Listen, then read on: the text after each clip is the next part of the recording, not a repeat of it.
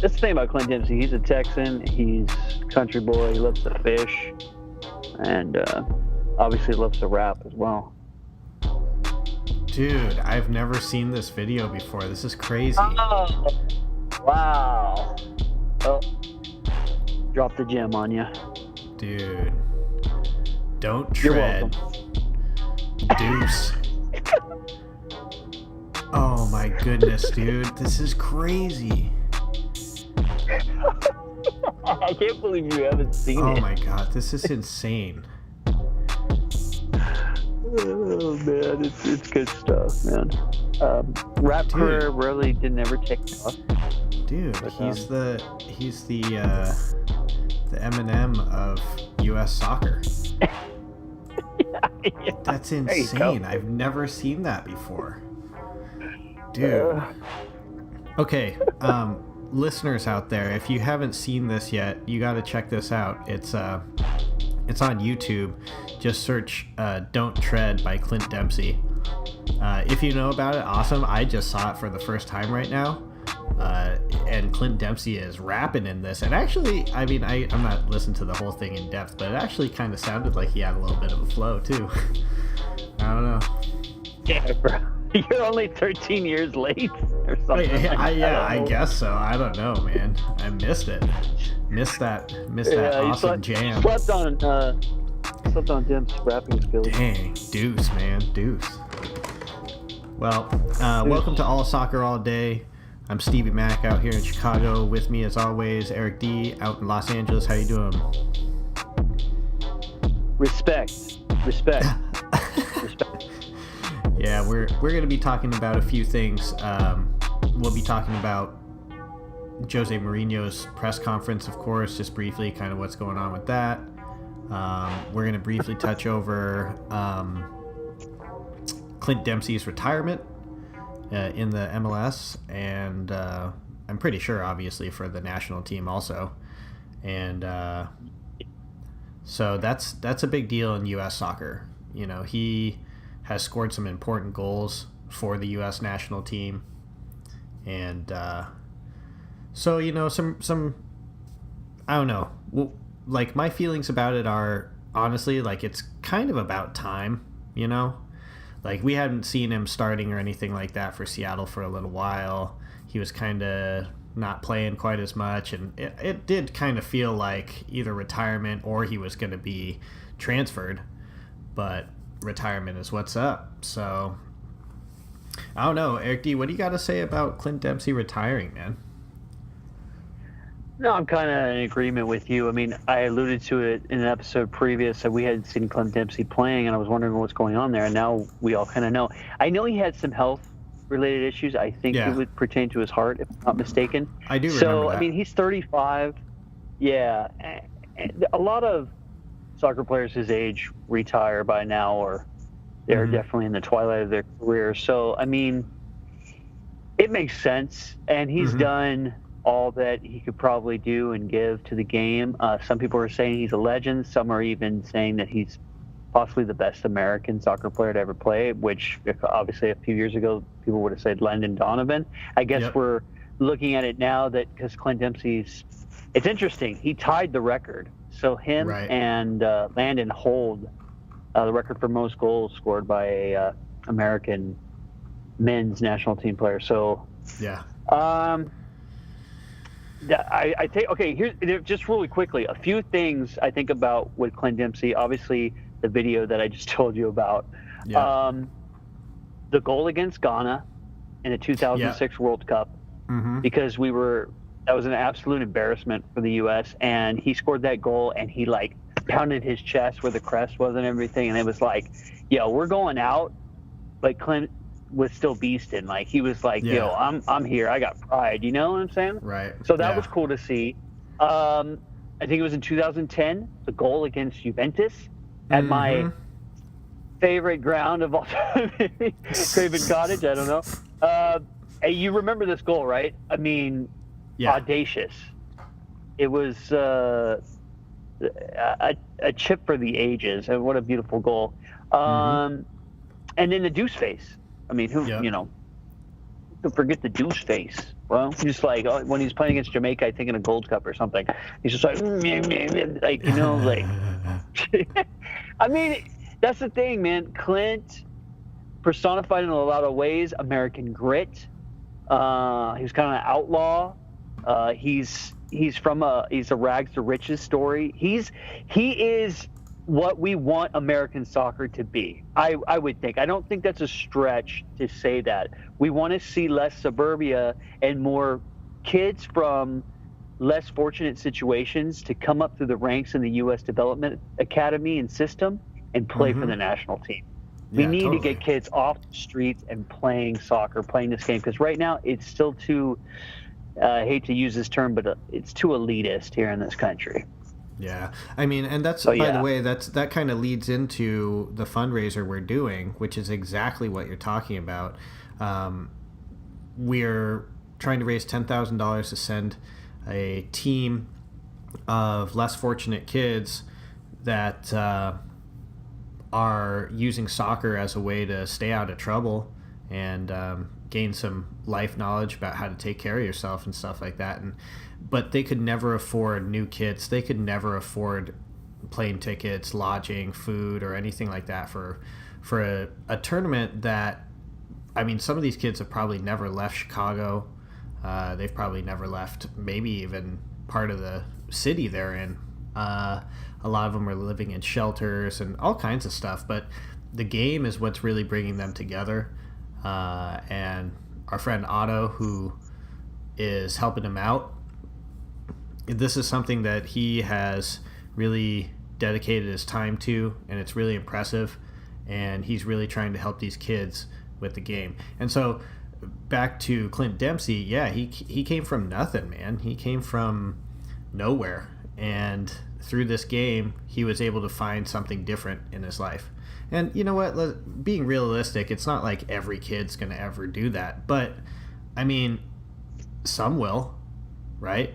And even if it takes them to college and you don't go any further. I mean, these kids, most of them would never be able to afford a decent college. And I'm not saying, again, that every kid will be able to do that. But still, for a short time in someone's life as they're growing up, if they find something they love and soccer is what it is, and they're able to play it, and they're able to be inspired by it and try to be better as people, I mean, that's what's up. So yeah, no, I agree with you. Definitely. So Clint Dempsey, definitely, I think that you make a really good point about him being something that we would really love U.S. soccer to be. So, yeah, good stuff. Good stuff. By the way, you can listen to us on anywhere that you can find podcasts, iTunes, Spotify, Google Play, all that stuff, everywhere. Stitcher. You could go to our website, allsoccerallday.com. The episodes are up on there too, so you can check that out. So we, and last thing, if you would very kindly leave us a 5-star rating. Doesn't seem like very much, but it actually helps us a lot with search engines and things like that. So even if you don't think we're a 5-star, just give it to us anyways, because we're cool, you're cool. Help us out. Don't hate. So yeah. That's right. So Eric D, are you ready to get into some news and notes? I mean, obviously we're kind of already talking about it with Clint Dempsey and all these things, but let's see, what do you want to talk about next regarding the great world of soccer? I'm ready to get stuck in. All right, let's do it. I had to get it in there. Yeah. Yeah, you can't forget this week. Okay, so gotta get my catchphrase. Other news and notes that are going on. One of the biggest ones is the Champions League draw. Yes, and I think that, we should discuss this, but I think that we should possibly do like a little special on the Champions League or something like that, a little separate from this particular show, since this show's more about Premier League and the MLS. But, I mean, the Champions League obviously is the highest club tournament in the world, so it definitely is going to deserve some attention, right? Some people in South America might argue that and say it's Copa Libertadores, but for argument's sake, it's definitely for me UEFA Champions League. Yeah, I would agree. I mean, I understand the South Americans are, they're going to say that, but I don't know. There's not too many clubs coming out of South America that I think could run up against Real Madrid and Barcelona and, these European top teams. Well, the reason why that's said is that usually in the FIFA Club World Cup, it's a South American club going against a European club. A lot of times in the final, it's not always been that way, but those are the two most competitive confederations in their are CONMEBOL and UEFA. Oh yeah, absolutely. No one would argue absolutely. Oh, I'm not. And by the way, I'm not hating on South America as far as their game, because obviously they got game. But as far as just pure club talent, I mean, I just can't see. I mean, Madrid has won the Champions League 3 years in a row. I mean, put Madrid up against really any club in South America, and it's going to be pretty rough for whoever's playing Madrid. Yeah. Yeah. No, you're right. So, anyway, getting into, again, we're just going to pick some of the bigger moments in the Premier League. We're not going to be covering every single game in depth or anything like that. So let's just get started. The first game that we're talking about was August 25th, and this is Liverpool versus Brighton and Hove Albion. So, Eric D., what do you think about how Liverpool performed? How do you think Brighton held up? Give me a little thought on some of this. I guess I have to start by saying this match was a lot more difficult than I expected it to be. I'm not going to go back on it. I've picked Brighton to go down. I believe it's Cardiff and Brighton and I still have my third slot open for. That's right. But Brighton has really shown me a lot these last 2 weeks. Obviously, they beat Man U last week, and this past week they, fought Liverpool very well at Anfield. So, I think in some ways, I mean, Liverpool's fortunate to get out of there with 3 points, because it could have easily been a draw, and Brighton would have deserved it. Salah with a beautiful goal. I mean, one time. That's his class right there. That was smooth, man. Smooth. Yeah. I mean, the pass was perfect to set up the strike, but taking it first time, I've said this a few times, but the number one thing in this sport is the speed of play. And so if he would have taken one touch, it probably would have allowed the keeper to reset, maybe get a better angle, maybe come out a little bit and make himself big. But since he takes it first time, there's no chance. There's no chance. And the way he put it in, I mean, the accuracy of that strike, too, is ridiculous. So the only way the keeper has a chance there is if it's kind of like a penalty kick situation where he's anticipating that Salah is going to place it where he's placing it. But that's the problem, is that to anticipate that on a shot like that, if you're diving to that side and let's say he goes the other way, you kind of look foolish as a keeper. So you almost have to react in that situation. The problem is you don't have time to react to a shot like that. You don't have. Yeah, exactly. You don't have time if they take the shot first time. Yeah, exactly. And that's what I'm saying. It's not necessarily impossible to stop, but human nature is not usually allowing you to stop a goal like that, because you're going to stop and wait to react, and you have no time to react. So. Well, very cool. Yeah, I mean, definitely beautiful. And I'm going to agree with you. Brighton has definitely shown a lot over the last 2 weeks. As you mentioned, beating Man U and now putting up a pretty solid game against Liverpool. Again, they dropped the 3 points, but they're playing with some heart, They're not going down. They're not cowering back from anyone. As well they shouldn't. I mean, they're in the Premier League. But it's got to be intimidating no matter what you say when Firmino, Mane, Salah, Keita, all these dudes, Van Dijk, all these guys step on the pitch, facing you. It's got to be intimidating, Oh, I got to think it's intimidating for almost most of the Premier League that are going to play Liverpool, because Liverpool is playing very, attacking-minded fast pace, soccer, high energy, blitzkrieg. Well, and, yeah, absolutely. And the talent on the team is what really makes it. I mean, Salah and Mane are two of the fastest players in the world right now, and they're on the same team. Like, what? And they're feeling it. Yeah, they're feeling. There's nothing. That's the problem. They're in form. There's great camaraderie in the team. I feel like there's great spirit. Yeah, man, things are looking good. I mean, maximum points out of 3 games. Can't complain. Top of the table right now. So top of the table, and I mean they've got a run of 5 matches coming up. It's gonna be murderous. But real quick, what did you think of that cheeky move by Allison? A little chip over the. Yeah, I mean, it's cool, but I don't know. We've seen too many things go wrong. Yeah, well, I'll tell you, Karius used to do some stuff like that, hold on to the ball too long, and when he first took over for the Liverpool number 1 slot from Mendeley, or when they were kind of wrestling for number 1, he did some stuff. I remember early on, and I was like, you got to cut that out. And to his credit, he did. And then, the Champions League happened. So, yeah. Right. So, again, just as recap, Liverpool coming away with 3 points. Again, that puts them at the top of the table because of this next game. The next game was Wolverhampton, and they are hosting Man City.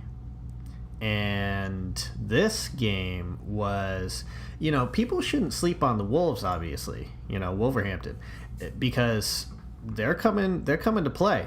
They're coming to do what they do. So it's pretty exciting to see a team that's just gotten back to the Premier League, and they're taking on the champions last year of the Premier League, and they're able to come away with a 1-1 draw. Although, of course, we're going to be talking about how that header itself shouldn't have been a header because it was handball, but, there's no VAR, so I guess they just get the goal. Yeah, this is another argument for there being VAR in the Premier League. Because, at the end of the day, it's a handball. It's a goal that shouldn't be allowed. And, against Wolves end up... I mean, okay, they take their chances. They get the goal. It ends in a 1-1 draw. So they take points off Man City, which is nothing to sneeze at. Like, I mean, hey, props to Wolves. But I guess you have to point some fingers at Man City because you're looking at them, you're like, this is Man City. They probably should be taking care of Wolves. But, I mean, the champions of the championship come up and play the champions of the Premier League. And, yeah, the Wolves are looking good right now. They're definitely they've got some fight in them. And, they're going to be a tough out this season. Absolutely. Well, a couple things I just want to mention as far as highlights go. Number 1, Raheem Sterling. That shot from distance was amazing, but that makes that save from Rui Patricio. Oh, my goodness. I mean... Yes, that save is like... that right there is the equivalent, in a ways, of a keeper, scoring a beautiful goal for a keeper. I think the only thing better for a keeper is probably stopping a crucial penalty kick. Right. But that save is like, that's keeper dreamland right there. Right. Yeah. It's out of control right there. It's one of the best saves I think I've seen in a long time. So looking at the, as we talked about, handball puts Wolves in front. Actually, they've got the lead and the 57th minute, I believe, and just a few minutes later, a beautiful header. Laporte comes down, and it's like a bullet right to the back of the net. Like it was really a beautiful strike. Do you remember this in particular? Anything you want to say about it? That was a great header. Those are kind of headers like you need to get some contact on it. You probably don't need a lot of power because it's coming in with such pace. But he was yeah, he was able to get it on frame, and Man City saves themselves from some embarrassment because Yep. when you're the champions, you're losing to a promoted team. It's not a good look. But hey, that's the thing though. Man City's going to get everybody's best game. They're the champions. That's how it works. So, got to be ready for it. So the 1-1 draw ends up allowing Liverpool to hop up to that top spot. And we're going to talk a little bit more about another game that was highly impactful in just a little while. But before we get to that, we're going to go really quickly. We're just going to... I just want to glance over this. I don't want to spend a whole lot of time on it. But Bournemouth hosting Everton, Richarlison and Adam Smith both getting red cards. And... deservingly so. Yeah. I mean, granted, the headbutt, like, Richarlison showed his petulance in this match, and it's a blow for Everton because, like I've told you before, straight red cards in the English Premier League, it's a 3-match ban. Right. And that's going to hurt them because he's been their early season talisman. Oh, yeah, absolutely. And, when you look at the replay, there's really not much there, but it's the intent, and you just can't do those things. Yeah. I you know what, though? I will say I was pretty impressed that the Bournemouth player that got, nudged, he wasn't even headbutted. He was just nudged. I'm impressed that he didn't, fall down and roll around like he was really hurt or something. You're saying, you're impressed he didn't do a Neymar? If it had been Neymar... Or even more so, a Rivaldo from back in the day. Oh gosh, that's disgraceful. Yeah. Man, that's horrible. But no, for the match itself, Everton went up 2-0, and then for Bournemouth to fight back for the draw, that was showed some real fighting spirit for Bournemouth. It was a good match. Yeah, it was. Yeah, I think it had drama. It had drama there, so drama, definitely. A drama. Yep. Yeah. So fun stuff. 2-2 draw. Let's move on to our next game. Our next game, it's unfortunate because you want to say this is a big win for Arsenal just because they actually won, but they're playing West Ham, and who's hot garbage right now. Yeah, it's really bad. Hot garbage is a really good way of describing that. After I saw that game, I was seriously considering, West Ham is getting closer to that third relegation spot for me. I know. Close to calling it, man. I'm telling you. I don't know what the deadline is for having any validity for me calling their, relegation, but I'm getting closer. Definitely. Yeah, almost there. Well, I will say, though, they were first on the scorecard. So, I will definitely say that this was just, I think it was the 25th minute, and Arnautovic gets a beautiful strike from distance. And I say beautiful because I guarantee you he meant to do exactly what he did there. He plays a low strike away from the keeper to the near post, and that's almost an impossible ball for a keeper to get if they're on the wrong side of the net, so to speak, right? So to get all the way across and get down, and again, this is another first time strike as well. I would say not quite as impressive as Salah's, but definitely impressive. So a good goal for him. And the next thing that goes on in this game, now we have Arsenal kind of taking the reins and running with it from there. So, what do you have to say about Arsenal winning this game? Do you think it's as significant as you want it to be, so to speak, if you're an Arsenal fan? Or are you still, extremely skeptical? What do you think? I feel like on one side you've got to be happy that you have your first victory of the campaign. You get 3 points. You need to kind of get that monkey off your back. But the problem is it comes against a very poor West Ham side. And I think you still definitely have to be skeptical. Right now, Arsenal and Man U not looking so good. I mean, No. I think, as we'll talk about it a little later here, Man U's probably on the worser side of those things. I feel like their Arsenal has probably a higher upside at the moment, believe it or not. But yeah, it's not. Arsenal and Man U are stumbling out of the blocks, and I don't know if they're going to be able to catch up. Right. I know we're only 3 match days in, but that's the Premier League is. All the points count, and that's a big deal with the Premier League. All the points count. If you fall behind, too far behind early, I mean, your chances of getting back into a competitive position is not very good, because these other teams that are in form at the top of the league, they're not dropping too many games. So if you drop early, you're just playing a lot of catch up. Exactly. So just kind of going over these other goals that happened, though, I will say Monreal and also Danny Welbeck's goals. I mean, they're great because obviously it's in the back of the net. But honestly, it was really poor defense. I mean, there was really nothing going on. I mean, Danny Welbeck was literally like standing at the penalty spot, basically, like alone.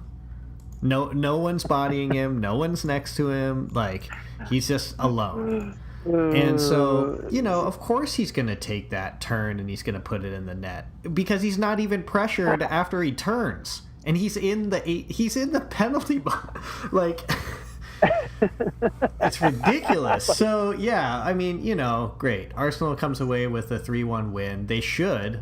I mean, oh God, could you imagine the disaster that would be going on if they would have even if they would have even if they got a draw, it would have been some trouble. Yeah. So I mean, no, this was points Arsenal had to have, no doubt about it. Yeah, absolutely. Yeah. So very good. We're gonna totally skip over this match. Basically, Huddersfield host Cardiff City, but I will say, But I will say that I called that scoreline 0-0 draw. Oh my God! I called it. Somebody was it Huddersfield? Somebody missed a sitter. Like the guy headed the ball wide. Yeah. I don't know if it's Huddersfield or I mean 0-0 draw. Called that thing. Nobody wants to watch bad soccer or bad football.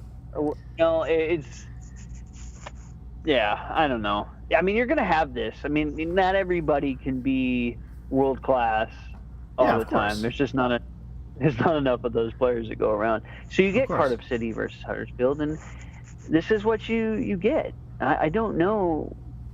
Were there any highlights, lowlights? I mean, I don't know. To be honest, I'm not. I think I memory dumped this match from the brain already. So all I really cared about was that I called the match correctly. 0-0 draw. That's all I really cared about. You know what? And by the way, I was thinking that today I'm going to write down our predictions just so we can actually see what we get right for match day 4. Maybe Probably we should do a little. Maybe we should do a little contest, man. We'll do What's that? Good.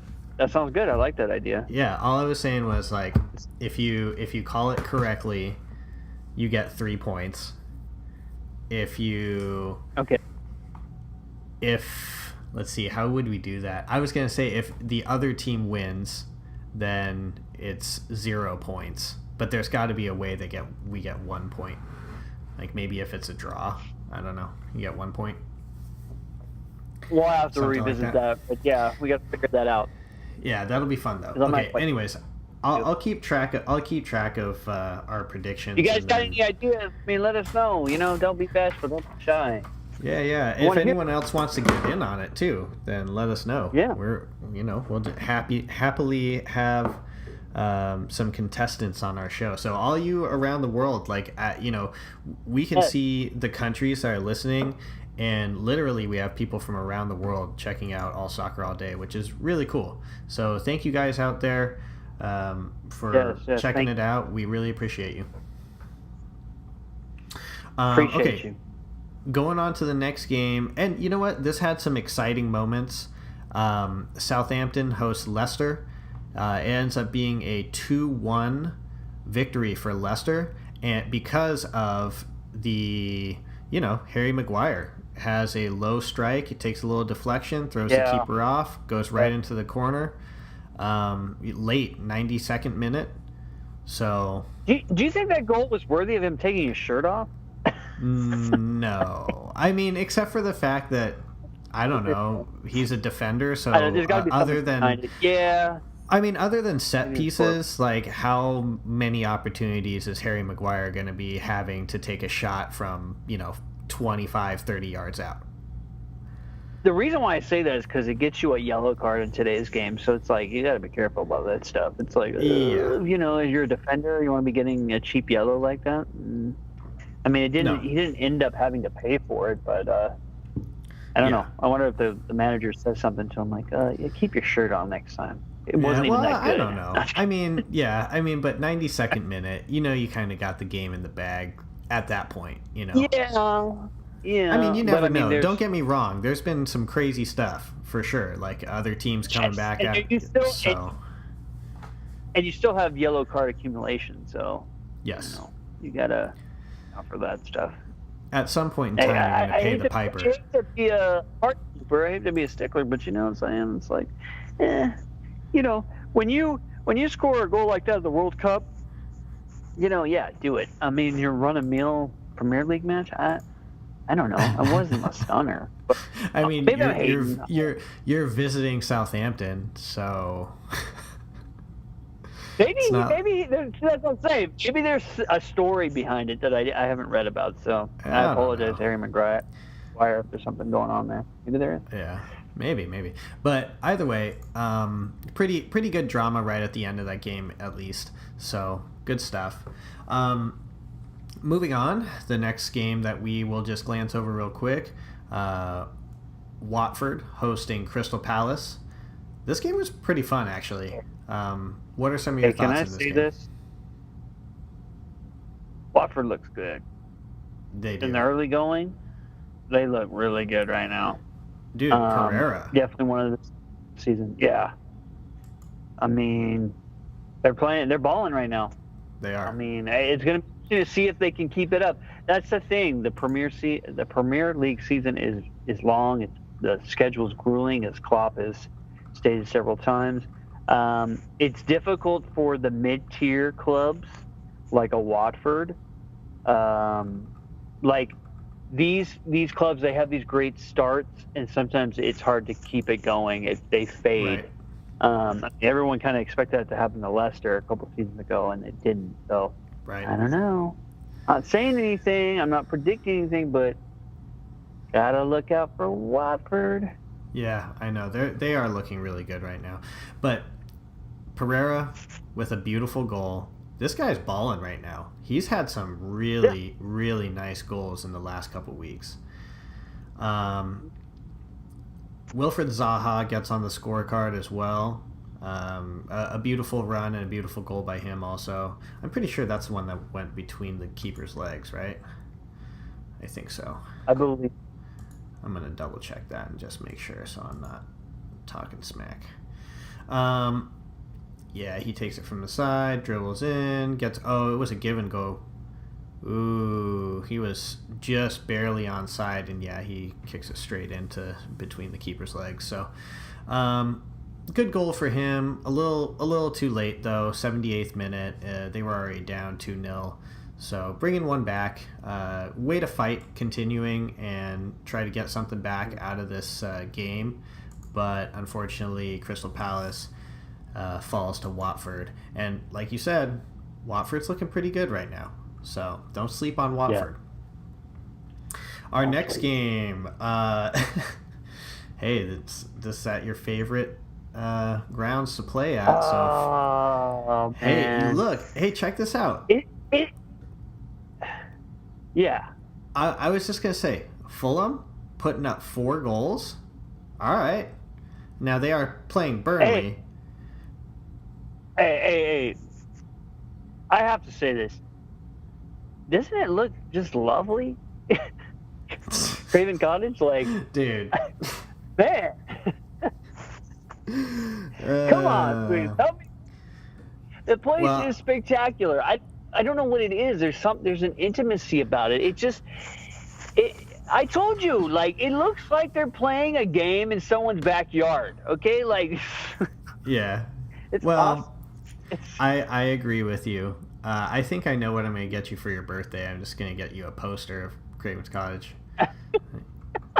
and then someone's going to come over and be like, "Oh, Craven Cottage. Oh, isn't Fulham play? Are you a Fulham fan?" No. But you know what I was thinking about though? If Liverpool didn't exist, I would be a Fulham supporter.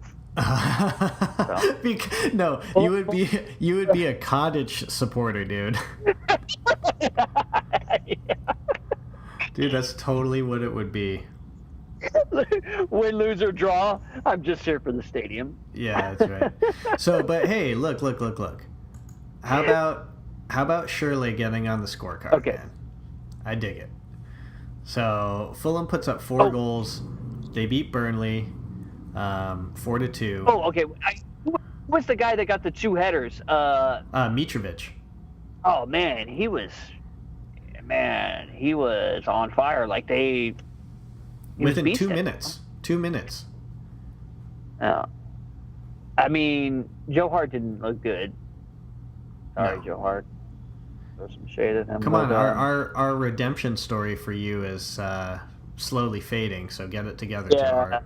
Getting netted 4 times, but yeah, I was surprised, man, because Burnley's a good side. That's kind of shocking. From I mean, they're at the Cottage, so there's a mystique. But to lose to Fulham, who just got newly promoted, I mean, yeah, I don't know. This was kind of a shocker. I mean, 4? Yeah. 4 on Burnley? That's not easy to do. Yeah. So, good stuff from Fulham. Yeah. Giving the Cottagers something to cheer about, so yes. Nice job. Moving on to the next game, we had Newcastle United hosting Chelsea. This was just a unfortunate ending for Newcastle. Oh man, can I be honest here? Go ahead. Hey, we really enjoy the Premier League, and we cover it, and it's arguably the best league in the world. But I was watching this match, and I got bored. And I flipped to the other channel, and I was watching Borussia Dortmund versus Leipzig, Red Bull Leipzig, and RB Leipzig. And dude, I know we don't cover the Bundesliga. I mean, we cover all things soccer, but we don't cover the Bundesliga in depth. But man, have you seen? Of course you have. You've seen the yellow wall, right? Yeah. Like 4,000 fans standing. I mean, the place was electric. I don't know how many people were there, but like, if you see a Borussia Dortmund home match in that stadium, the atmosphere is just like, man. So, I mean, you're watching Newcastle and Chelsea, and then I flipped to that one. I was like, I'm going to watch this one for right now because this is better. I wasn't watching Premier League. I'm just being honest. But, yeah, I know there was some the game got much better in this, I believe, the second half because it was 0-0 at halftime. Well, all the action was like in the last 15 minutes of the game, basically. Yeah. Eden Hazard gets a penalty kick in the 76th minute. Joselu, who's definitely, I would say, obviously the best offensive player right now for Newcastle this year so far, but I'd just argue to say just the best player for Newcastle so far. He puts a goal and levels the score in the 83rd minute, and then just total bummer for our boy DeAndre Yedlin. Yeah, the own goal. An own goal, it happens. When you're a defender and you're looking to stop a cross, I mean, look, it happens, and it is what it is. No one's going to hate, but fortunate for Chelsea. Maybe it's time to ditch the cornrows. I don't know. Maybe he's got to switch up the hair. Got to get a new hairstyle, bro. It's not working. Well, let's move on to our last game of match day 3. And obviously this was a huge game for both of these teams. Man U is hosting Tottenham, And I mean, I don't know. Eric D, give me some insight. What do you think's going on with Man U? And what do you think about Tottenham and the style of play? Harry Kane. I mean, Lucas Moura right now. Jeez, this guy. I mean, he's putting some beautiful goals away and just continuing to push Tottenham up. And in case you missed it, Man U fell 3-0 to Tottenham. So, Eric D, give me some insight. Tell me what's up. Well, first of all, Lucas Moura, where did this guy come from? I mean, forgive me, but this guy's lights out right now. Like, he's almost making Harry Kane an afterthought at the moment. I mean, he's balling out. He's got the sauce, as I think the kids say nowadays. At least that's what they were saying about Deuce. He had the sauce. Mm-hmm. But anyway, Tottenham looked good. Convincing victory at Old Trafford. Lukaku had a horrible miss. I mean, he probably should have put that away. And I think that's just a microcosm of Man U's ills. I mean, I'm going to be honest, and I'm not sure if I said this before, but I'm going to say it right now. Jose Mourinho, I believe he's not going to make the end of the season. I think he'll get sacked sometime this season. I don't know when it's going to come, but he's on the hot seat right now, and I think his days are numbered. It's just not. There's something going on there. He's still calling himself a special one, or I don't know. The man's a little. He kind of reminds me of an old man that's kind of off his rocker. He's getting a little kooky, and he's like drinking his own Kool-Aid. You know what I'm saying? You know. Yeah. It's just, and I think the players are like starting to see through it, and the squad's too talented to be playing so crappy. So that's what I'm saying. There's a psyche there, a psychological thing going on in the minds of the players. They say the worst thing for a manager is for him to lose the locker room, and I think he's losing the locker room. I mean, he has a track record of it. Right. I mean, is it rocket science? Yeah. Well, I mean, personalities clash. People are people. Here's the thing: Mourinho has numbers. Okay, this guy has that's what I mean. He's got the stats to be able to say that he's one of the best managers ever. I mean, I wouldn't say ever, maybe. I don't know. That's something to be discussed. But he's won a lot, and in a lot of ways he does deserve respect for that. But the thing is, with the Premier League and really any other high-level league around the world, it's not about what you did. It's about this season. It's about the here and now. What you're doing. Yeah. It's what you're doing right now. Are you leading this club to victory, or have you lost the locker room, as you said? No one's inspired to play the football that you want. Thus, teams falling apart. And definitely, as you had said before, the early signs of Manchester United having a really rough, at least a rough beginning of the season is really coming to light. I think you were definitely correct in saying that. And so we'll see. It's going to be very interesting to see what happens this next week. Match day 4 is going to be, I mean, all eyes are on Manchester United. As far as that's concerned, as far as the drama goes, I would think. Yeah, Man City is like a small little note comparatively to what's going on with Manchester United. So Man City gets a draw, everyone's like, oh, that's not good. But Man U is getting slaughtered at home. So, big embarrassing. Deal. Yep, embarrassing, definitely. Harry Kane, by the way, beautiful header. Like, beautiful technique, perfect touch. And so, nice stuff from Harry Kane. But again, like you were saying, Lucas Moura right now, dude is just balling out. He is, I don't know, man. We'll see if this continues or if he slows down, but he's just killing people right now. So, exciting stuff from him.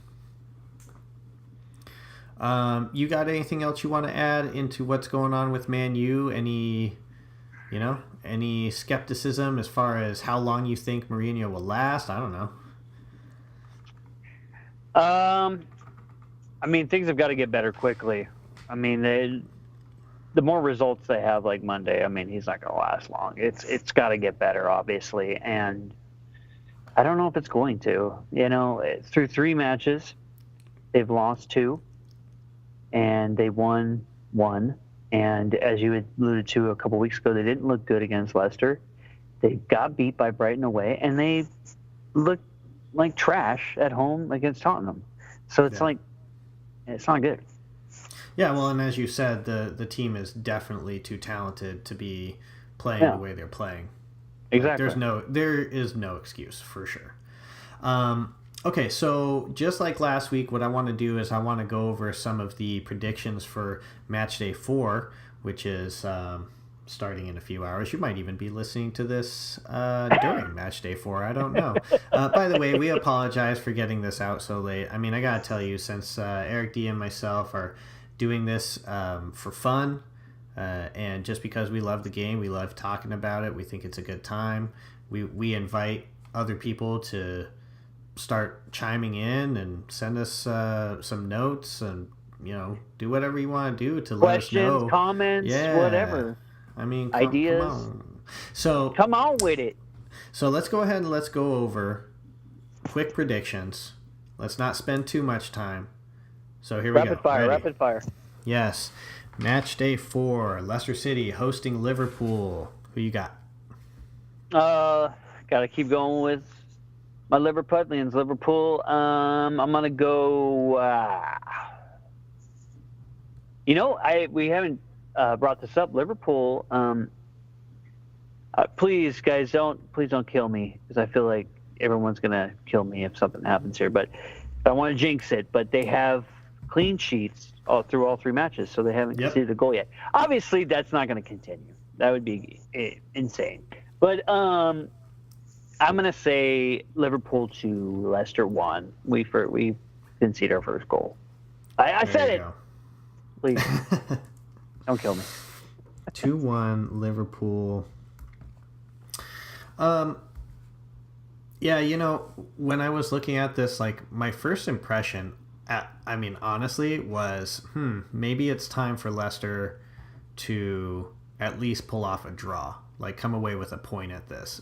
But, just looking at the form, again, of Liverpool's attack and their midfield right now, obviously they're, like you said, they haven't given up a goal yet. They have 3 clean sheets.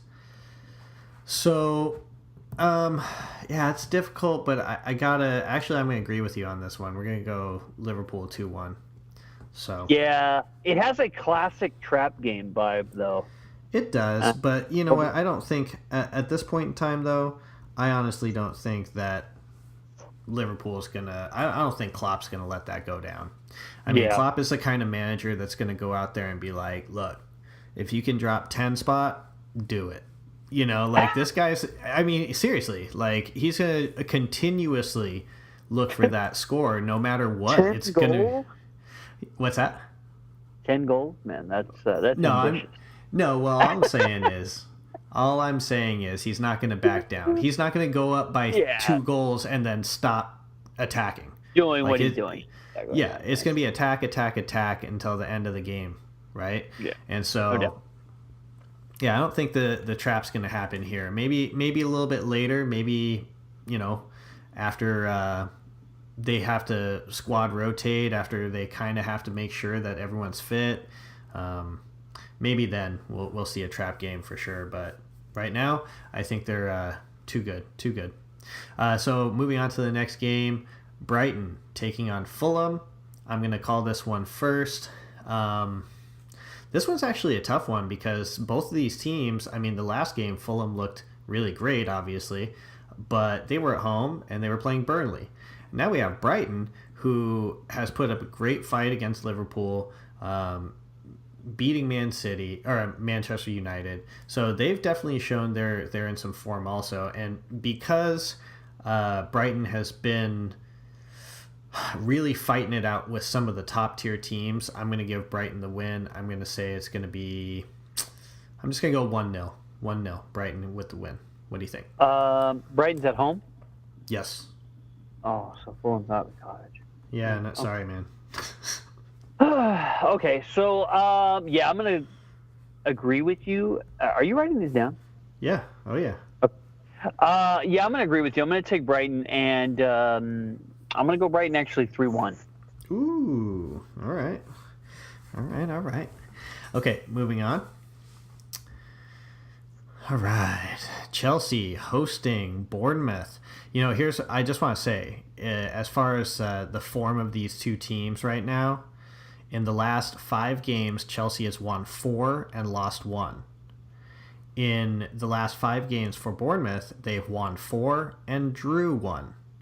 So, I mean, obviously you have to look at the people they're playing and all that kind of stuff, but as far as just pure form, as far as the stat sheet goes, Bournemouth seems like they're staying up. They're really putting some good competition in. This is yours first. So what do you got? Chelsea, Bournemouth. Chelsea at home. Yeah. Chelsea's at home. I'm going to take Chelsea 3-0. 3-0. Fire. Yeah, with Chelsea at home, I gotta agree they're gonna be getting the win. I'm just gonna say it's gonna be 2-0. I'm gonna go 2-0. Okay. Crystal Palace hosting Southampton. It was actually a pretty interesting game. I think both these teams are pretty close to the same level of skill, of form right now. So, Palace is at home. Southampton visiting. Yeah, I'm going to say 2-1 Palace. I'm going to go 1-1 draw. 1-1 draw.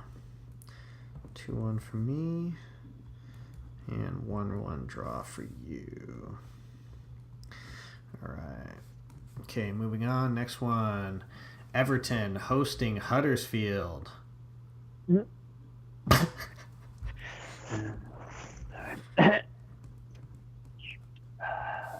I taking this one first? Yeah, this is you first. Well, it's gonna be interesting to see how Everton does without their star man of the early season, Carlson. Huddersfield is awful. I'm going to take. I gotta take Everton 2-0. 2-0 Everton. Yeah, I gotta agree with you on that. 2-0 feels right. Okay, next one. Oh, God. West Ham hosting Wolverhampton. So the Wanderers taking on West Ham. West Ham's at home. And I'm going to say Wolves win 3-1. I think that West Ham gets a goal because they're at home. Yeah, I'm going to take Wolves 2-1. 2-1? Okay. And West Ham will be still winning. Yeah. I mean, what can you do? Next game. Oh, boy. Okay. Man City hosting Newcastle. I feel bad for Newcastle. I'm going to be honest with you. I think City is going to be pissed. They're at home. And I have a feeling they're going to be laying the smackdown on this one. But you got the first pick, so go ahead. I think I'm going to take your scoreline from you. I'm going to go 3-0, Man City. 3-0, Man City. Yep, that was mine too. 3-0. There you go. Yeah, I think Man City's going to have a heyday, man. It's going to be ugly for Newcastle. Okay.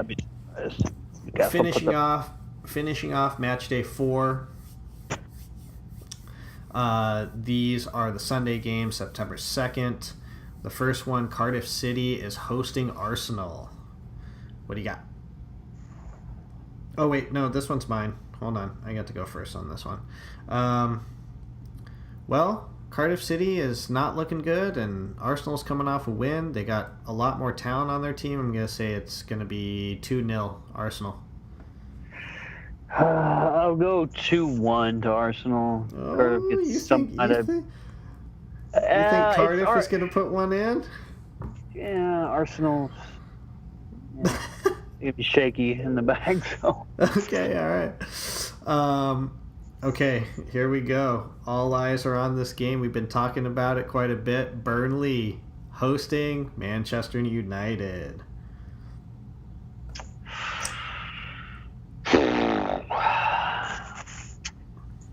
I'm gonna take Burnley. Oh, 2-1. Damn. Yeah. Damn. You think the slide's gonna continue, huh? I do. You think they're gonna lose 3 in a row, and you think the third loss is gonna be Burnley? That's like, Well, damn. I mean, Burnley's a tough side, even though they didn't really show it this past week. And they're at home. Yeah. I mean, it's not going to be easy. I don't think for No. Man U. No. I wouldn't say it's gonna be easy, but man, you know what? I'm gonna say this is a draw. I'm gonna say it's a draw. I'm gonna say a 2-2 draw. 2-2 draw. That's my call on that one. All right, last game of match day 4. This game actually really intrigues me. Watford hosting Tottenham. So Watford's at home. Wow. Yeah. What do you got? I don't know how I feel about this. I don't know how I feel about it because both these clubs are in great form.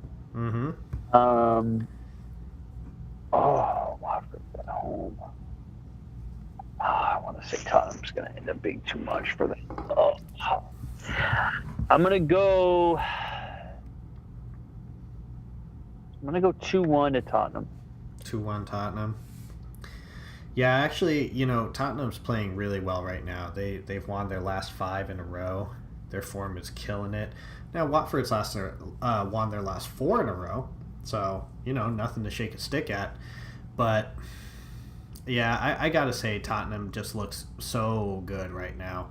I think they're gonna really start playing with some great chemistry coming up here soon. I think these first few games they've been kind of like getting back in the groove a little bit, and I think their confidence is way up there right now. And so I'm going to say Tottenham gets a win. I'm actually going to say it's going to be 2-0. 2-0 Tottenham. So very cool. So now we have our predictions for match day 4. I have them all written down. We'll figure out what we're doing with scoring, and we'll go up on that next week. We'll say how we did and all that. So good stuff. You have anything else you want to say about the Premier League match day 3? Anything to round up the Premier League this week? I think it's so early on, but I mean we're starting to see some early signs of differences. Either going sliding, trending down, or trending up. Case in point, Watford looking really good early start of the season, and Man U looking pretty poor. Yep, agreed. So this is going to be, like we said at the beginning of this, at least we were mentioning it. I mean, every game counts in the Premier League. Every single game, all the points count.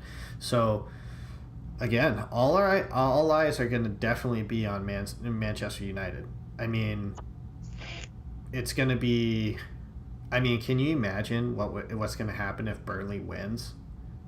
I mean, it's just going to be. I don't even know how Mourinho comes back from that. I don't know. Well, I mean, it's not going to. That's the thing, is the Tottenham loss is not going to be the only it's not going to be the last bad loss of this season. Oh, so, no way. Yeah. Brace yourself. Yes, if you are a Manchester United fan, you got to be asking questions, and you need to be. I think you're pretty freaked out about how this season's starting. Yes. But very good. All right, Eric D. Let's move on. Again, we're just going to be glancing over some of these less, I guess, important matches. Every game's important and everything, but there's teams that are at the top, there's teams that are at the bottom. And so we're going to briefly go over... Eloquently put. Yeah. Yeah, so here we go. This is Heineken Rivalry Weekend.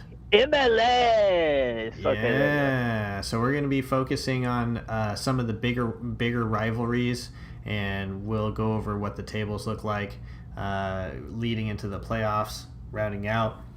But the first game that kicked off the rivalry weekend was actually on Wednesday the 22nd. NYCFC taking on the New York Red Bulls. So the classic New York battle. And NYCFC is at home. And we have David Villa getting the start. So good to see him back. Excellent to see the, one of the more highlighted players from Europe, I think. I mean, personally, I think David Villa has been, he's been one of the better players that have come over from Europe and made a big impact with NYCFC. But it ends in a 1-1 draw. Okay, look, Bradley Wright Phillips, the goal he had was absolutely nasty. So, easy cross in. He's standing all alone about 7 yards outside of the goal, and the ball comes in, it's a little behind him, so he actually has to dive away from the goal. He gets his head on it and takes it across goal to the bottom right-hand corner. I mean, the technique on that is absolutely sick. What do you got to say about this game, Eric D? You know what? Also, there was 2 red cards in this game for NYCFC. There was a lot of stuff going on. What do you got? It's a rivalry match, and things are going to be ratcheted up. It's going to be heated from time to time. David Villa always still has the sauce. Bradley Wright Phillips has the sauce, and it was a saucy game. Yes. You mix in some mozzarella, and then you have. I was kidding. There's a lot of sauce. So, the red cards. One of them was kind of unfortunate. I think the NYCFC player, if I remember correctly, kind of stepped on. Yeah. Kind of raked the back of the leg of the New York player, if I remember correctly. That was just kind of that was a flukish thing, but Yeah, I think it was definitely harsh. He had already. I think that player had already. Maybe it was a straight red. I don't remember. Forgive me for not recalling it.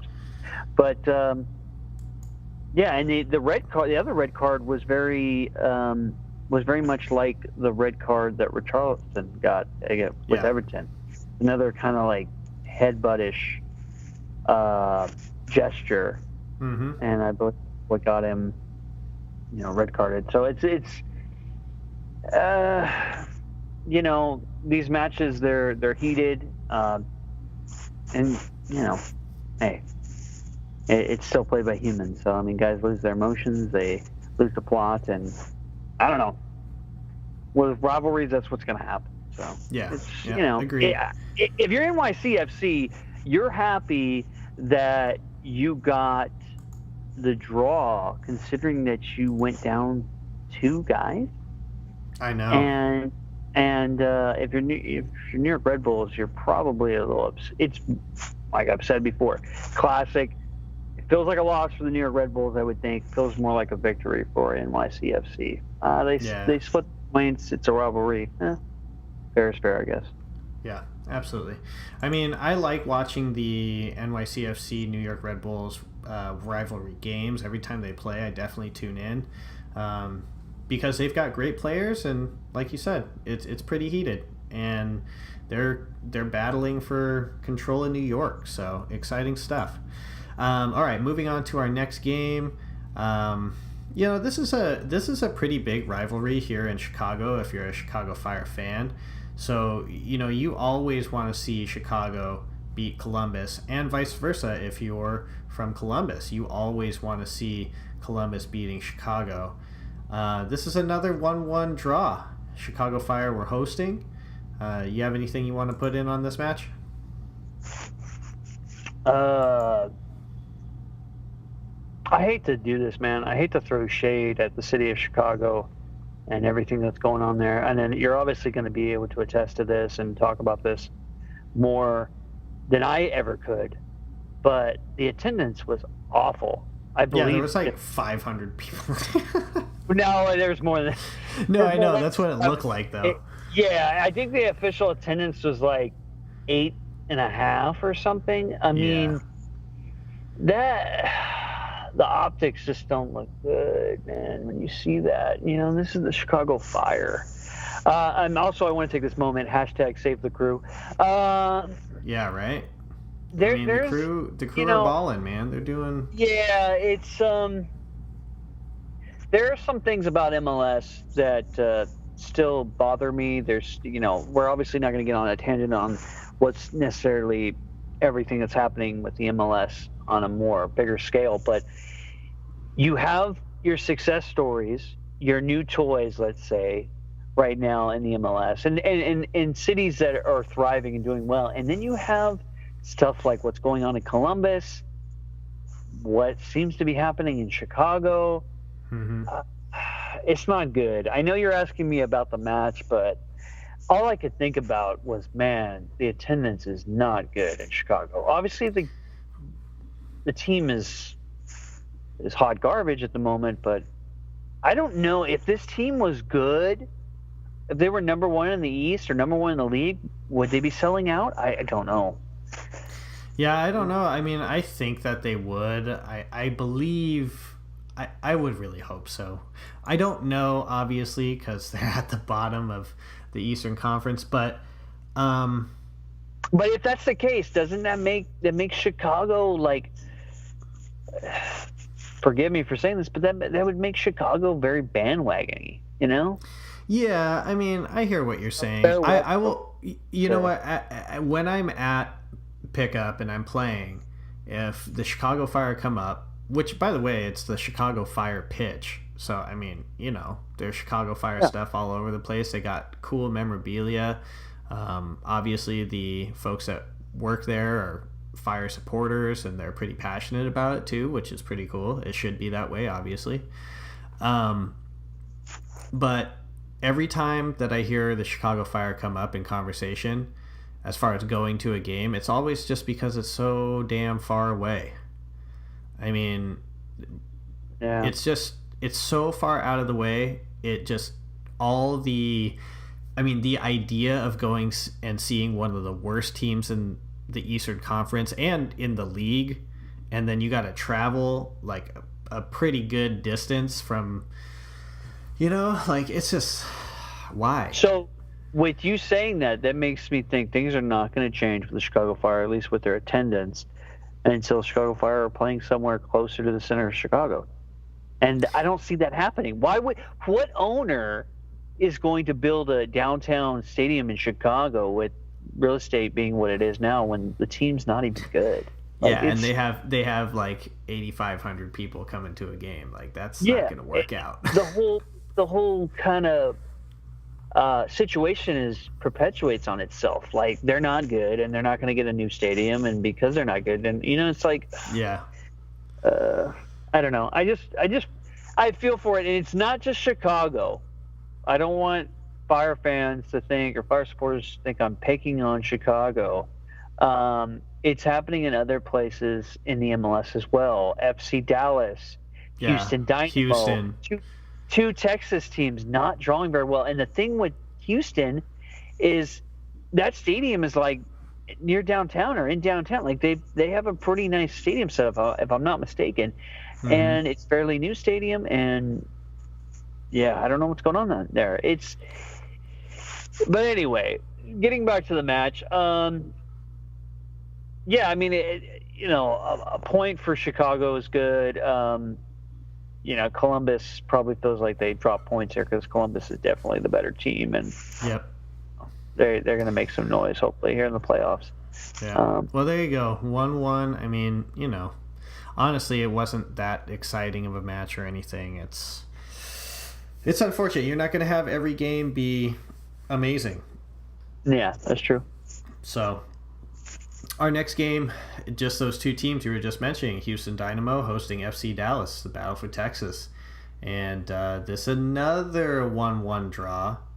And as you were putting it, I don't know, just disappointing draw as far as fans go. Disappointing attendance and things like that for a rivalry in Texas. That should be a big deal. I mean, honestly, Houston and Dallas, Like literally, I spent some time in Texas, and like that's a real rivalry. Like the cities are a rivalry. Every sports team, absolutely, from each city, definitely rivals, but also just like the mentality. It's not like terrible or anything, but it's just one of those things where it's like, Houston's not necessarily too keen on Dallas. Dallas isn't necessarily like Houston at all, and so just, I guess, disappointing in the end. So yeah, 1-1 draw. Houston. I think this is the issue. Just kind of revisiting what I was talking about. I'm sorry, guys, but this is a concern for Major League Soccer in the sense, like, okay, New York is looking good. The Red Bulls looking good. Maybe, speaking of attendance, the Red Bulls, their attendance is not stellar in that beautiful stadium of Red Bull Arena. But at least the team is good. NYCFC doesn't have their own stadium, which is not good as well, but the team is good. Right. Here in LA, LAFC has their own stadium, great location, great support. They're good right now, neck and neck with the Galaxy. But that's, number one media market, number two media market. And then after that, I believe it's Chicago and Houston, as largest markets in the country. And Chicago's attendance is crap, and so is Houston's. And it's like, it's not good when some of your bigger major markets or media markets are not drawing. I mean, I guess. Right. Thanks for Atlanta. Yeah, I mean, it's a responsibility of the clubs though to fix that, and like you were saying, what owner only on the clubs? Well, no. I don't know how much Major League Soccer has to play, because you have to remember the single entity structure limits these clubs in some of the things they do. They obviously have to go through, Major League Soccer and the way they do things. So yeah. I don't know I don't know how you rectify some of these situations. But what I'm saying is, I guess my bigger picture, what I'm going to get to here, just to wrap it up as we move on through the rest of these games, is that what's happening to the Columbus Crew is a tragedy. As I say that, realize we're talking about sports here, but it's really just entertainment. But for Crew supporters to have a team and to support them for more than 20 years, and then an owner to come in and just say, hey, I can't make it work in Columbus, and now he's going to potentially take them to Austin, it's horrible. Yeah. It makes me think, like, well, what's keeping some owner from going into Chicago or Houston and doing the same thing? Or why is it not happening to them? I don't know. That's the one problem that purists have with the MLS compared to other, obviously, leagues and clubs around the world, is they say that, these are clubs, where in MLS in America, you guys have franchises, right, where these just move around, and that's I don't really have an argument for that, because it's kind of a black eye for MLS. But yeah, it's a topic for another day. But I mean, this is the United States, and they're doing sports like the United States does. Yeah. So that just is how it is. Okay, moving on. We gotta speed this up here. Okay, the LA Galaxy hosting LAFC, round 3 of El Tráfico. So, look, it was a disappointing game. It wasn't very entertaining. The correct scoreline was VAR 1, LAFC 1. Yeah. No, VAR 1, Perry Kitchen 1. Yeah, so, I mean, Ibrahimovic scores in the 15th minute. Pretty exciting. Carlos Vela gets a penalty in the 51st. And then it just kind of puttered out. The rest of the game was just kind of boring. Unfortunately. Yeah, it was edgy. There were, you could still, because there was a lot of energy in the stadium, and it was sold out. It was like, LA, from all accounts, LAFC fans really bring it. It's great, man, because it's what the league needs. Keep in mind that the Galaxy actually allow like 1,000 LAFC supporters in, as opposed to, over in LAFC. Yeah, which kind of, I was thinking about that, and I was like, come on, LAFC. Like, come on. The AO for LAFC, I'm calling out all those owners, everybody. I don't know. Everybody in LA is an owner of that team or something. But, it needs to be fair. It needs to be equal. If the Galaxy are allowing that many supporters for LAFC, you need to let Galaxy supporters into Bank of California Stadium. And also, they need to be, like, on the ground level, not in the upper deck. We don't put the LAFC supporters on the upper deck. So come on, let's make this a proper rivalry and get these things right. I will also say there were some incidences, some arrests, so there's still some, Hey, man, it's Los Angeles. Yeah, I get that. But, so... I'm not saying it's good, by the way. I'm not advocating for that. I think it's totally whack. I mean, again, as you said before, although we love this game and it's very important for us, remember, it's still a game. So, to hurt people, to get violent over the club that you love so much, it actually, like, puts a black eye on the club. It makes you, and it really puts it makes you look stupid. But it also puts a really bad taste in your mouth for all the other people that are supporters of whatever club you're supporting. Yeah, I mean, I don't know if you've heard, but, I mean, it already seems like LAFC fans are getting the reputation of the Raiders of the MLS. So, oh yeah. Well, we'll see how that goes. Getting back to the match, though, I have to say this before I forget, and I think I had alluded to I texted you about this during the match. The Galaxy, they depend too much on Zlatan. Oh yeah. They pass to him in times when they shouldn't pass to him. They should pass to somebody else or take a shot. And it reminds me of the Galaxy when they first started playing with Beckham. It would always be like, just get the ball to Beckham, get the ball to Beckham.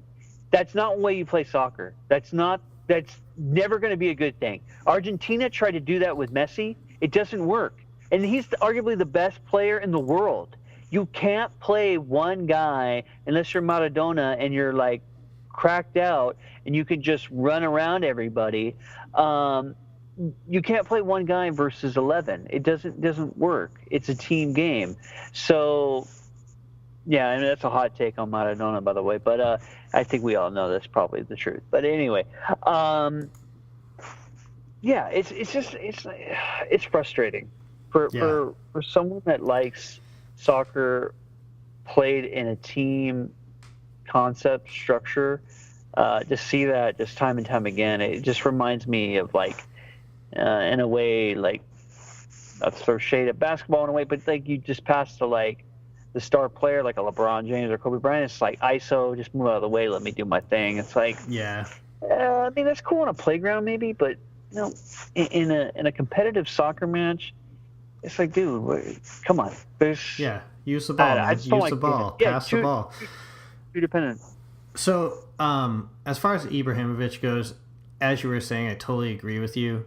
And he's a great player, but it was clear that the Galaxy game plan was get the ball to Zlatan, the whole time. And so, hey, that is what it is right now. They're trying to lean on Ibra and see if he can kind of take this team to the next level. But as you said, it's just not going to work out that way. I will say this, okay? We've been absolutely bashing the Galaxy defense for the last, I don't even know how long, whole season. But, like, at least they were trying in this game. Yeah. I mean, they're not good, but at least they kept it 1-1, Yeah, definitely. It was the first match of the series where the Galaxy actually went up first. Tight, cagey affair in a way. It didn't lead to really beautiful soccer, but it's going to be interesting to see where the rivalry goes from here. 3 games have been played. 1 victory for the Galaxy, 2 draws. I'm thinking next season, if I'm not mistaken, it probably is going to switch where Galaxy will go to LAFC, Bank of California Stadium twice, and only StubHub once. It's exciting. There's a rivalry brewing, and it's legit. It's authentic. If good. for some reason the Galaxy make it to the playoffs, I hope this game happens in the playoffs. Oh gosh. Oh man. That'd be dope. Yeah, that'd take the rivalry to another level. I mean, can you imagine having, 5 El Traficos in one season? Man, I'm all El Trafico'd out right now. That'd be tight. Okay, so moving on. Oh, go ahead.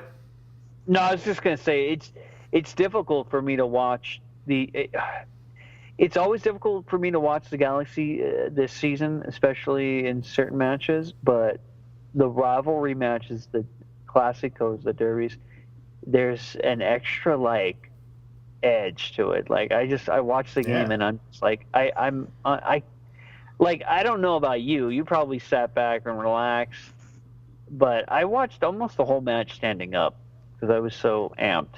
Right. So yeah. Yeah. No, I was chilling. Yeah, I know you were. I get excited when there's a goal or something, but yeah. Anyway, okay. So moving on. Next match. This is a historic match.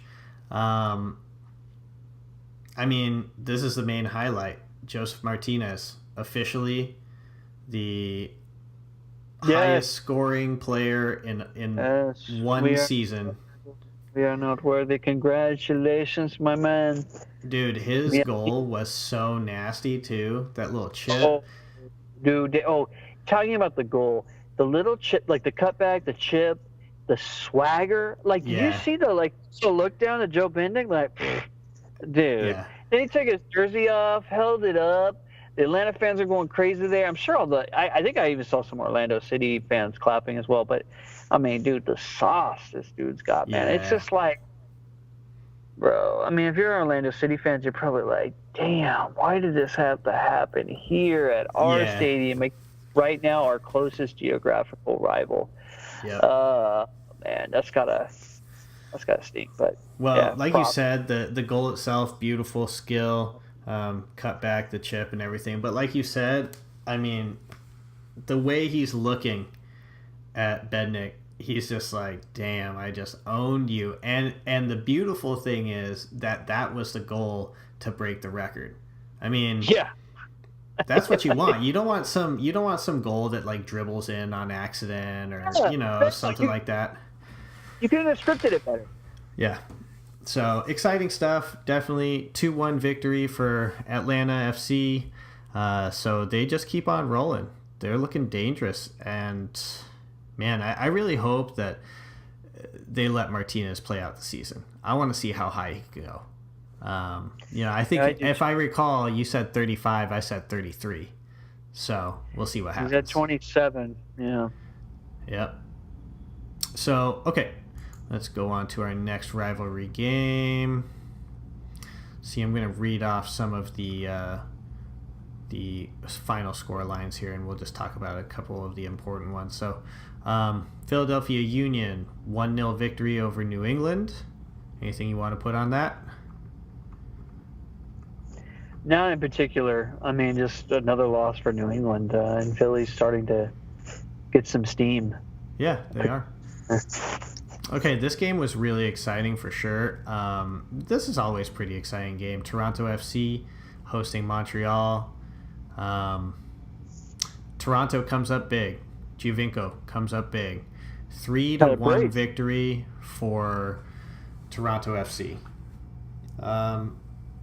Honestly, I don't have a ton to say about this other than the fact that Toronto finally is kind of looking a little bit more like Toronto, but they're having this up and down thing going on. Yeah, right now. They're yo-yoing too much. Yeah, so we'll see where they end up, whether or not it's good form, this up and down business, whatever it is. But anything you want to say about this rivalry game?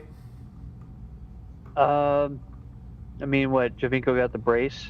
I think Jonathan Osorio. Mm-hmm. As well. Yeah, all the goals were scored in the first 30 minutes of the game. Giovinco scored in the 7th and 22nd minute. Osorio scored in the 29th, and then Silva brings one back from Montreal at the 30th minute. And then after that, that was it. So moving on, let's see. The next rivalry game's kind of funny to me because I don't really know how much these two teams are actually rivals. But Sporting Kansas City hosts Minnesota United. So KC taking on Minnesota. Sporting Kansas City's, again, one of the top teams right now in the West. They get the victory 2-0. You got anything to say about this one? No, other than that, it's just, as you were, professional victory for Sporting Kansas City. I mean, Minnesota's not good. Sporting is, and there you go. They kind of make it look elementary. Well, speaking of not good, let's talk about the Colorado Rapids real quick.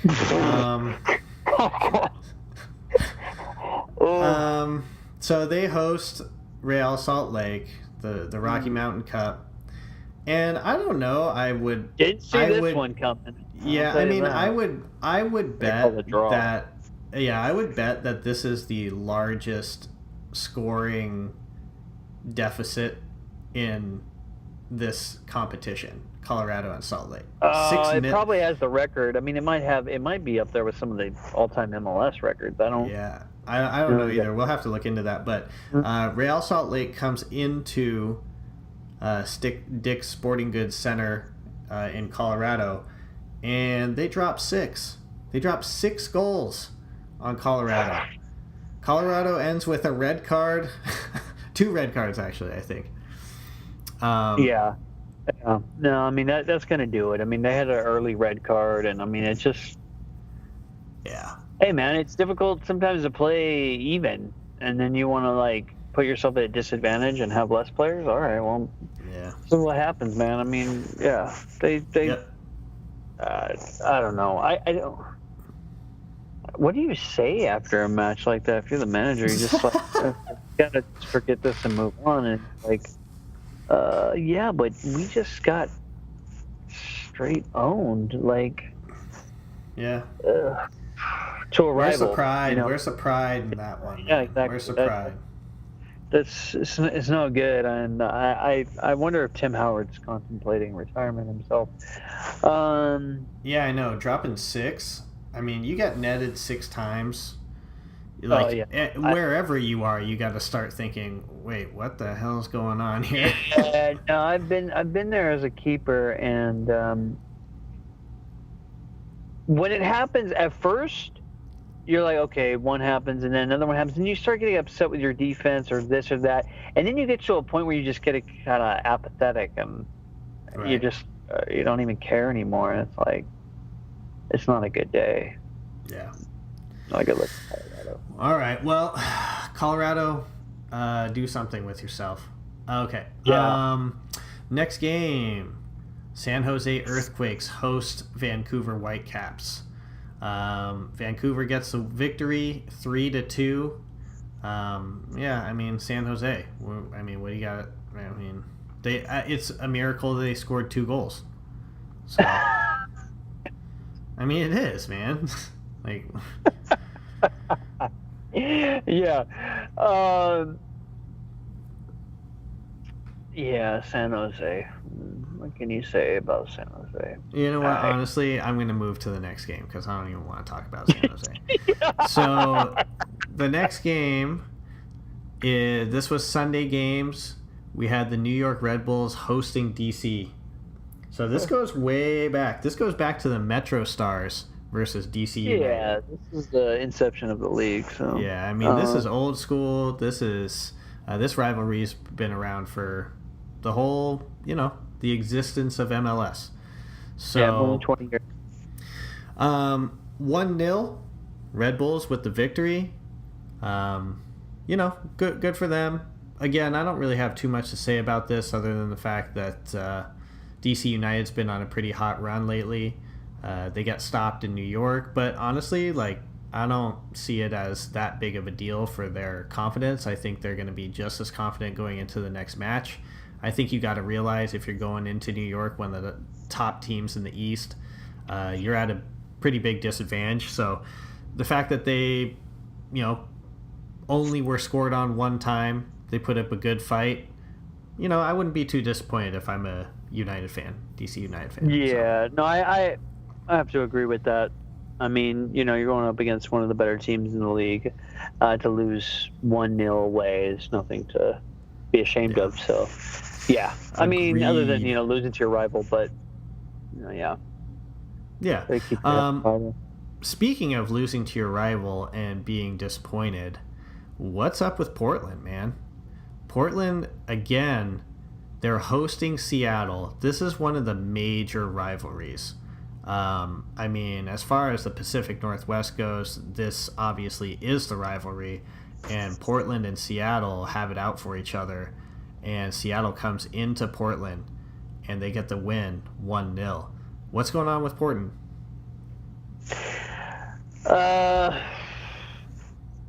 Good question. I mean, I think Portland is just kind of in one of the slumps.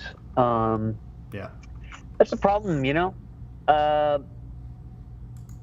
See, what's got to be in the back of the minds of the players, like this is just human nature, is the nature of MLS, and which makes it exciting, but also to its detriment, is that you can have these slumps. You can backslide a little bit, but, if you get hot at the right time, you go into MLS Cup and, the playoffs, and you can put it together and you can still win the title.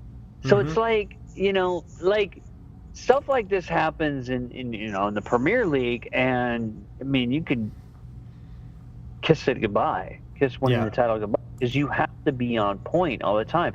And that's the argument about having a single table and doing, just 2 matches, home and away, versus all the competition and just having a champion crowned at the end of the season, is because it makes you play every game like it really matters. Yep. And some of these games, honestly, not necessarily this Portland versus Seattle game, because it's going to have some implication in the standings coming down here at the end, but some of these games are just like, does this matter in the grand scheme of things? I don't know. When you do the math of the season, obviously it can be you could point to a certain game. Well, maybe that's where they dropped the points that cost them this season, cost them the playoffs. But there's a lot of throwaway games. In my opinion, even though we're following the MLS and I watch all these games, the fact of the matter is there are throwaway games, and sometimes it's like I don't know how much these games matter in the grand scheme of things, and I think the players play like it sometimes, to be honest with you. Well, they shouldn't, because this is the highest level of soccer in the U.S. They are professionals, but hey, like you said, it's got to be, it's got to kick around in their brain every now and then. So, wrapping up. With that said, Portland was, just to go back to it, but with that said, Portland was at home, and they were playing a rival. So, I mean, basically their most hated rival. I mean, if you ask any Portland fan, just like Seattle, I mean, they could lose all kinds of matches as long as they beat Portland, or Seattle beats Portland.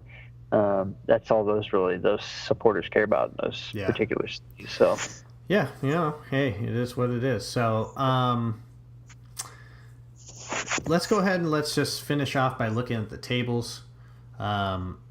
And I will say that we had a few more matches this Wednesday for the MLS, but we're going to cover those on the next episode.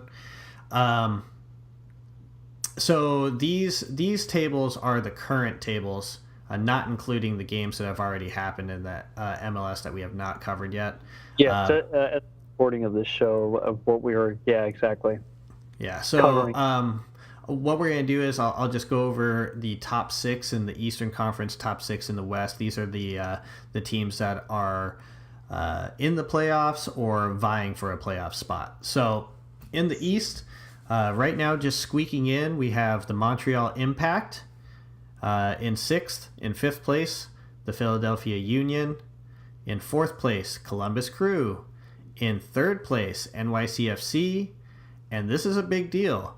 Atlanta United drops to 2nd place, and the New York Red Bulls take control of the Eastern Conference. So, I mean, look, Atlanta is 1 point back, and they have a game at hand. So, the Red Bulls have played 27. Atlanta has only played 26. So, Red Bulls are only up by 1 point. We'll see what happens after this next game. Going over to the Western Conference, the LA Galaxy have been bumped from the playoffs after at one point in time, I think they were like second in the West, maybe third. I think they're high, maybe third or fourth. I don't think they were that high. So they are dropped into seventh place right now. They are tied with Seattle for that sixth spot, except for the fact that the Galaxy have played 27, Seattle's only played 25, and they're tied on points right now. So Seattle's definitely got the upper hand, and they have slid into sixth place. And look, just like everyone says with the MLS, they're making the run at the right time. They're getting hot at the right time. And it looks like they're only going to be climbing the table leading into the playoffs. And Seattle's going to be dangerous. We said this a long time ago. You can't count these teams all the way out. You can't count them out. So Seattle, number 6, in fifth place, their rivals, the Portland Timbers. Both these teams have played 25 games so far. So Portland has 2 points on Seattle. We'll see if that lasts. Portland continues to slide down the tables in the West. Fourth place in the West, Real Salt Lake. They continue to climb, and they're silently climbing this board in the West right now. These tables in the West, and that's that is where you want to be going into playoffs. People are going to underestimate you. They're not going to expect Real Salt Lake to be as big a contender because, frankly, they just don't have as big a name, right? Yeah. The Sounders, the Timbers, the Galaxy, all these guys are these are heavy hitters. But Real Salt Lake, you're just like, oh, aren't they just kind of bad, sometimes good? But they're climbing the tables right now. So fourth place, Real Salt Lake. Third place right now, the LAFC. Third place right now. So continuing to maintain kind of their spot up in the higher end of the Western Conference. They're kind of going up and down a little bit, but they look strong. They continue to look strong, and they're on their way up. The Galaxy are on their way down. And you know what? Honestly, you have to know that was kind of what's going to happen based on the Galaxy's defense. You watch them over the course of the last 5 games, and it's just heinous. So LAFC deservedly moving up the table to third place. Here's where it gets interesting as far as the top spot. Right now, Sporting Kansas City has 45 points. They're second place. They've played 25 games. And in first place currently in the Western Conference, FC Dallas with 46 points. But again, that kind of that two-face of FC Dallas where sometimes they can really bring it and be a powerful force, and then other times it's just I don't even know, they just disappear. And so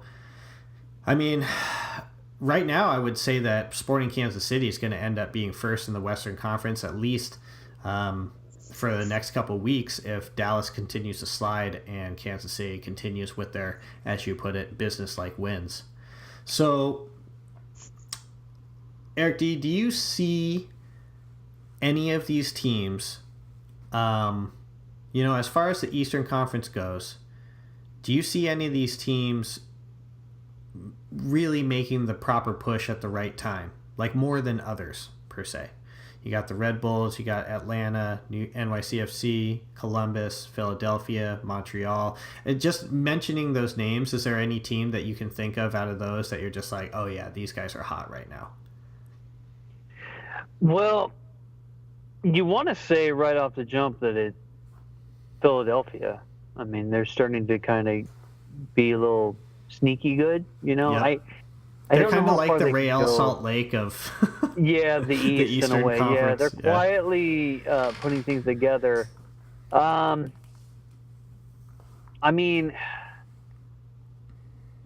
It's hard to see anybody but Atlanta coming out of the East and to be in the MLS Cup.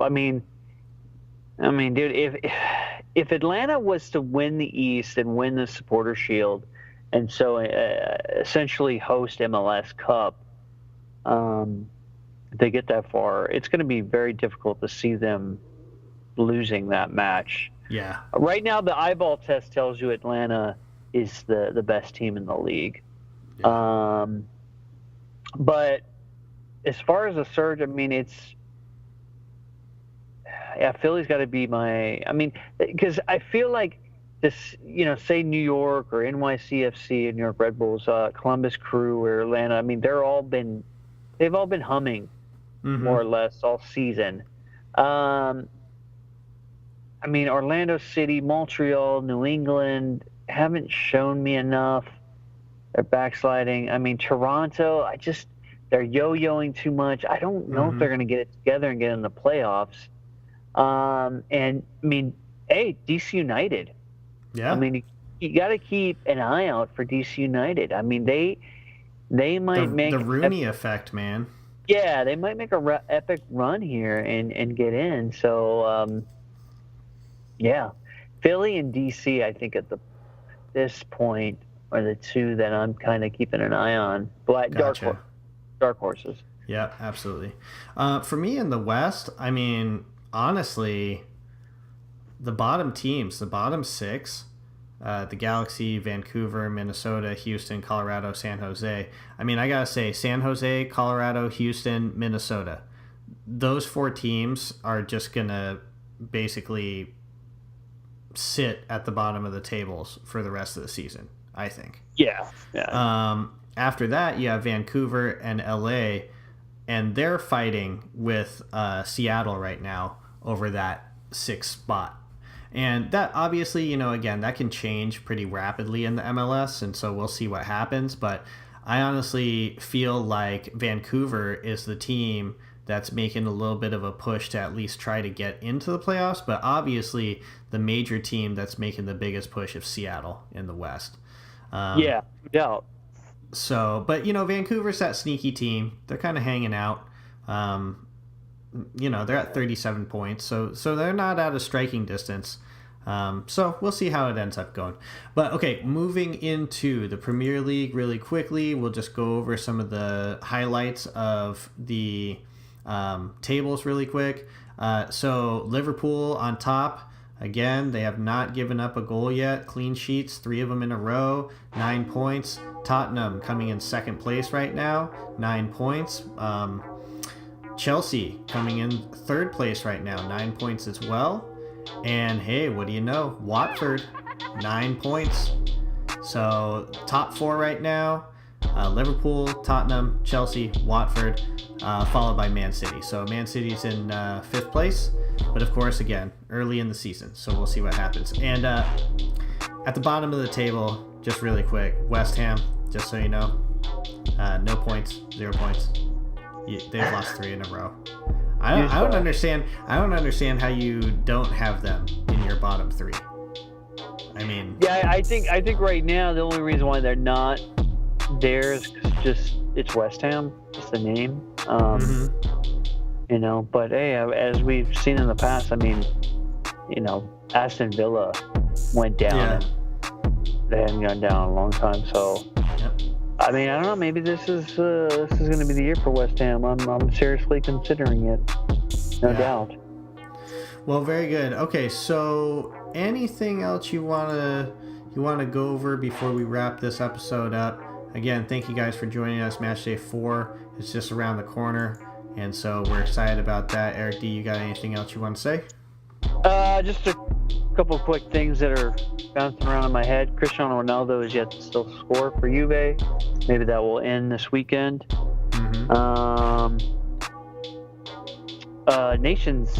Nations League is going to be starting up as well. Yeah. I don't know if you guys know about that, but the new format of how they're kind of handling friendlies in a way around the world. So UEFA is going to start their Nations League, and I believe other confederations are going to be doing the same thing. So that's starting up.